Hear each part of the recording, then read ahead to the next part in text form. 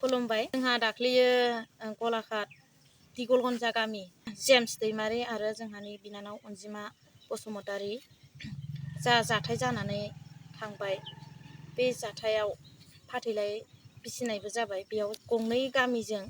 आरो गंनै न'खरजों गोरोबलायनानै खालामनाय बायदि जाबाय बिनि थाखाय गासैबो रायजो राजानिसिम निमाहा बिहरनाय थाबाय जाहाथे रायजोखौ बेबायदि सोंखारिबाय थानो नांला आरो एबसुखौ आरो गामिनि सेक्रेटारि आरो प्रेसिडेन्ट आरो गावबुरा आरो एबसु बिथांमोननि जेबो दाय गैया बिथांमोननिसिम बेखौनो खावलायहर बेबायदि गासैबो रावबो जाहाथे बेबायदि सोंखारिबाय थानो नांला आं बेखौनो रायजो राजानिसिम अननाय आरो सिबिनायखौ बावहरनाय दाखालि जितु जानाय सिसुपानि एरियायाव आंनि फिसाजोजों आरो सिसुपानि एरियानि बे जावैसोजों बेखौथ' जों मिलायलायबाय बेखायनो खावलायनो सानदों जे जाय बिथांमोना ससियेल मिडियायाव हगारगासिनो दङ लोगोसे रायजोखौ सोंखारिगासिनो दङ आरो एबसुखौ गतिके नोंथांमोना अननानै बेखौ बन्द' खालामदो सोंखारनो नांला बेयाव रायजोनि आरो एबसुनि जेबो दाय गैया मानो होनब्ला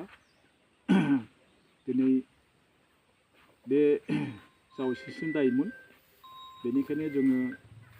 बेखौ गंनै रायजोजों सारिजारि नायनानै बा सावरायनायनि गेजेरजों जों बेखौ सिद्धान्त लानाय जाबाय लोगोसे जों मिलायनाय जाबाय गतिके आं बेखौनो खावलायनाय जायोदि सामाजिक माध्यमाव हगारनाय बिथांमोना जाहाथे बेखौ सोंखारिथाया रायजोखौ आरो एबसुखौ बेखौ आं दिनै फिन नोंथांमोनखौ खावलायनानै आं बुंफिननाय जाबाय।